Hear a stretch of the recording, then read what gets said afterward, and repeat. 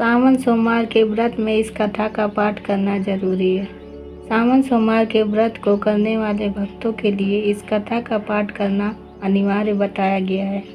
मान्यता है कि सावन सोमवार के व्रत में कथा का पाठ किए बिना व्रत का पूर्ण फल नहीं प्राप्त होता है।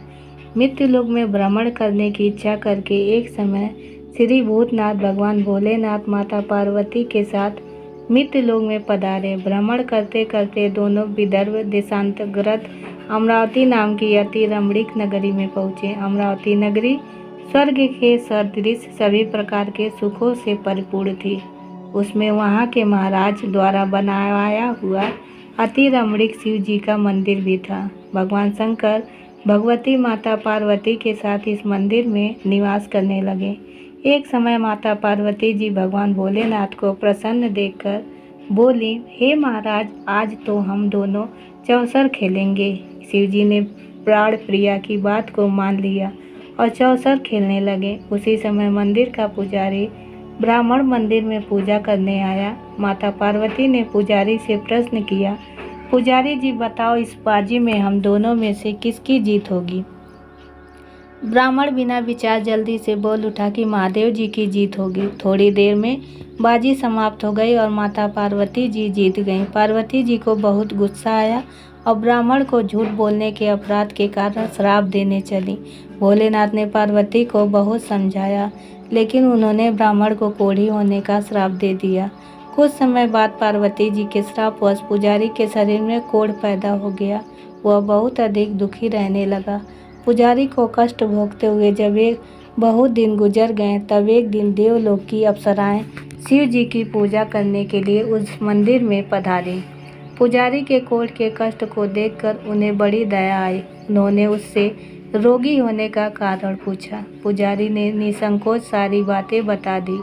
वे अप्सराएं बोली, हे पुजारी, अब तुम अधिक दुखी मत होना। सावन सोमवार का व्रत भक्ति भाव से करो।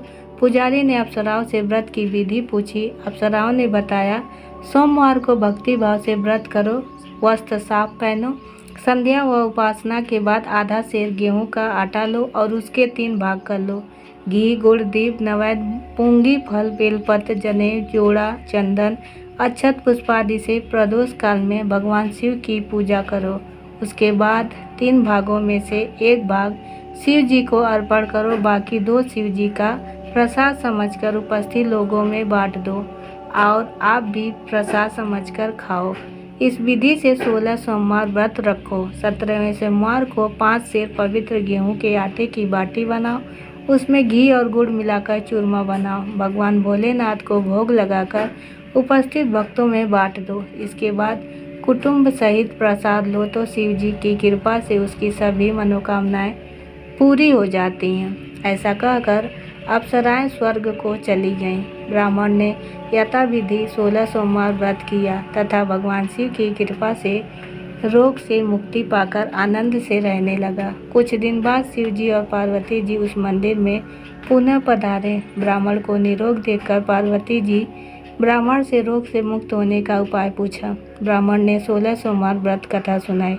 पार्वती जी बहुत प्रसन्न हुए। ब्राह्मण से व्रत विधि पूछकर स्वयं भी व्रत करने के लिए तैयार हो गए। व्रत करने के लिए बाद उनकी मनोकामना पूरी हुई और उनके रूठे बेटे स्वामी कार्तिकेय स्वयं माता के आज्ञाकारी पुत्र हुए। कार्तिकेय जी को अपना यह विचार परिवर्तन का रहस्य जानने की इच्छा हुई। वे माता से बोले, हे माता, आपने ऐसा कौन सा उपाय किया जिससे मेरा मन आपकी ओर आकर्षित हो गया?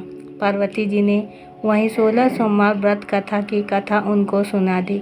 कार्तिकेय जी कहने लगे, इस व्रत को मैं भी करूँगा, क्योंकि मेरा प्रिय मित्र ब्राह्मण बहुत दुखी दिल से परदेश गया है। मेरी उससे मिलने की बहुत इच्छा है।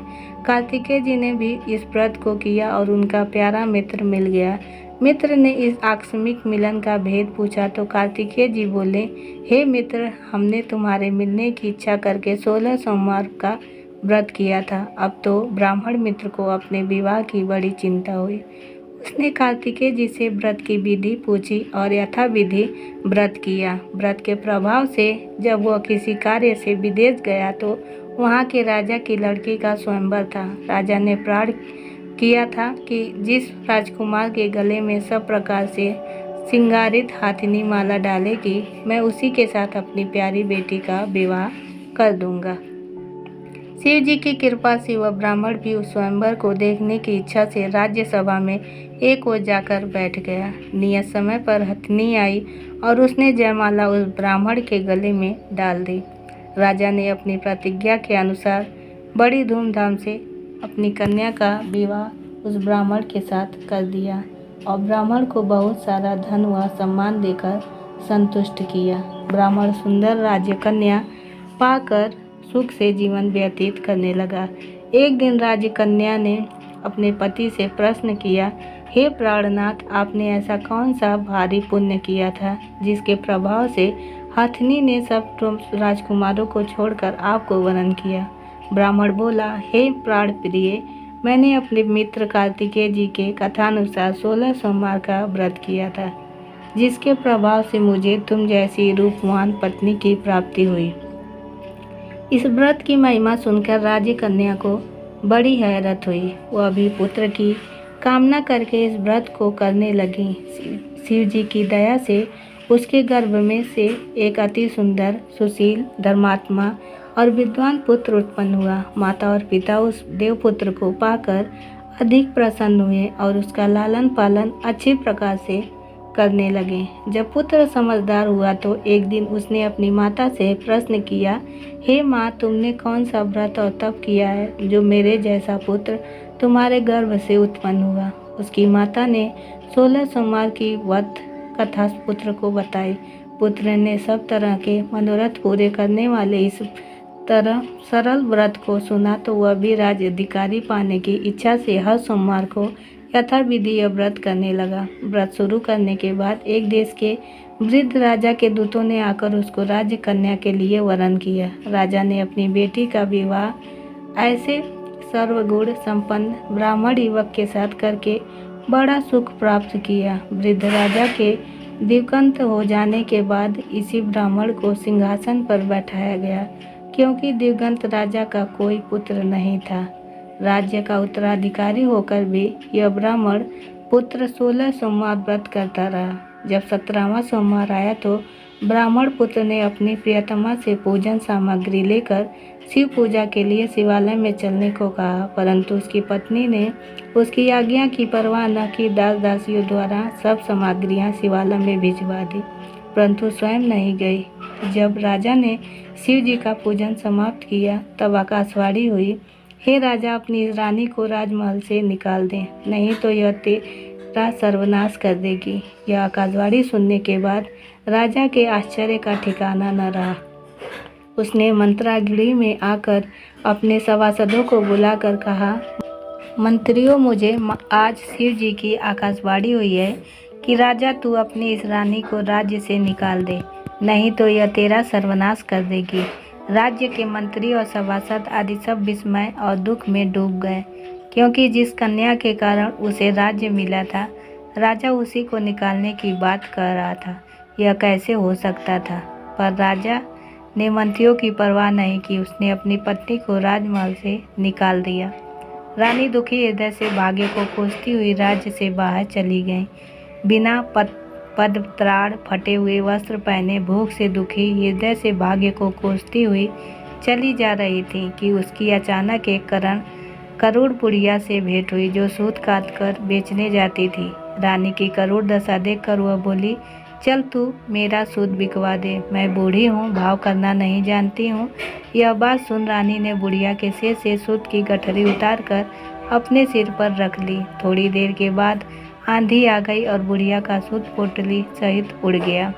बेचारी बुढ़िया पछताती रह गई। उसने रानी को अपने से दूर रहने को कहा। इसके बाद रानी एक तेली के घर गई तो शिव जी के प्रकोप के कारण तेली के सभी मटके उसी क्षण चटक गए। तेली ने भी रानी को अपने घर से निकाल दिया। बहुत से दुख उठाती रानी एक नदी के किनारे गई तो नदी का सारा जल सूख गया। उसके पश्चात रानी एक जंगल में गई। वहाँ सरोवर में पानी पीने गई तो उसके हाथ का स्पर्श होते ही सरोवर का नील कमल के समान जल असंख्य कीड़मय होकर गंदा हो गया। रानी ने भाग्य पर दोषारोपण करते हुए उस जल को पीकर पेड़ की शीतल छाया में विश्राम करना चाहा, परंतु वह जिस पेड़ के नीचे विश्राम करती उस पेड़ के पत्ते तुरंत टूटकर गिर जाते थे।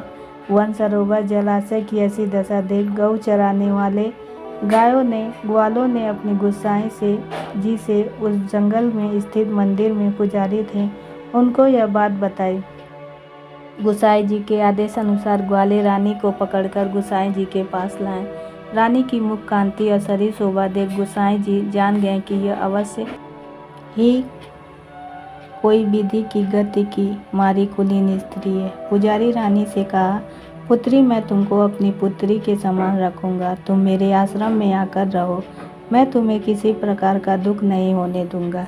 गुसाई जी के वचन सुनकर रानी को धीरज हुआ। वह आश्रम में रहने लगी। रानी जो भोजन बनाती उसमें कीड़े पड़ जाते, जल भरकर लाते उसमें भी कीड़े पड़ जाते हैं। रानी की यह दशा देख गुसाई जी भी बड़े दुखी हुए और रानी से बोले, हे पुत्री, तुम्हारे ऊपर कौन से देवता का प्रकोप है जिससे तुम्हारी ऐसी हालत हुई है। पुजारी जी की बात सुनकर रानी ने शिव जी महाराज के पूजन का बहिष्कार की बात बताई तो पुजारी जी शिव जी महाराज की अनेक प्रकार से स्तुति करते हुए रानी से बोले कि पुत्री, सब मनोरथ पूरे करने वाले 16 सोमवार व्रत को करो, उसके प्रभाव से इस कष्ट से मुक्त हो सकोगी। गुसाई जी की बात मानकर रानी ने 16 सोमवार व्रत किए। 17वें सोमवार को विधि विधान सहित पूजन किया। उस पूजा के प्रभाव से राजा के हृदय में विचार आया कि रानी को गए हुए बहुत समय बीत गया, न जाने कहाँ कहाँ भटकती होंगी, उसे ढूंढना चाहिए। यह सोचकर रानी को तलाश करने के लिए राजा ने चारों दिशाओं में दूत भेजे। वे दूत रानी को तलाश करते हुए गुसाई जी के आश्रम में पहुँचे। वहाँ रानी को पाकर उनसे रानी को अपने साथ ले जाने का आग्रह करने लगे, परंतु गुसाई जी ने मना कर दिया। दूत चुपचाप वापस लौट आए और राजा को रानी का पता बतलाया। रानी का पता पाकर राजा गुसाई जी के आश्रम में गए और उनसे कहा, महाराज, जो देवी आपके आश्रम में रहती हैं वह मेरी पत्नी है। शिव जी के प्रकोप के कारण मैंने उसको त्याग दिया था। अब मैं भोलेनाथ की कृपा से उसे लेने आया हूँ। कृपा मुझे अपनी पत्नी को साथ ले जाने की आज्ञा दें। यह सुनकर गोसाई जी बड़े प्रसन्न हुए। उन्होंने रानी को राजा के साथ जाने की अनुमति दे दी। राजा बड़ी प्रसन्नता से रानी को महल में लेकर आया। सारे राज्य में उत्सव मनाया गया और चारों तरफ प्रसन्नता की लहर दौड़ गई। सारी प्रजा ने अपनी रानी के आने पर खुशियां मनाई। राजा और रानी फिर नियम पूर्वक 16 सोमवार के व्रत का पालन करते हुए बहुत समय तक आनंद पूर्वक भूलोक पर निवास करते रहे। अंत समय में दोनों को मोक्ष स्वर्ग की प्राप्ति हुई। इस प्रकार से जो मनुष्य 16 सोमवार के व्रत को श्रद्धापूर्वक करता है उसकी सभी मनोकामनाएं भगवान शिव जी की कृपा से पूर्ण होती है और उस मोक्ष की प्राप्ति होती है। उम्मीद करती हूँ दोस्तों आपको हमारी कहानी पसंद आई होगी। पसंद आई है तो एक लाइक शेयर ज़रूर करें और चैनल पर नए हैं तो चैनल को सब्सक्राइब कर बेल आइकन दबाना ना भूलें ताकि अगली अपडेट सबसे पहले आपको मिले। धन्यवाद। ओम नमः शिवाय।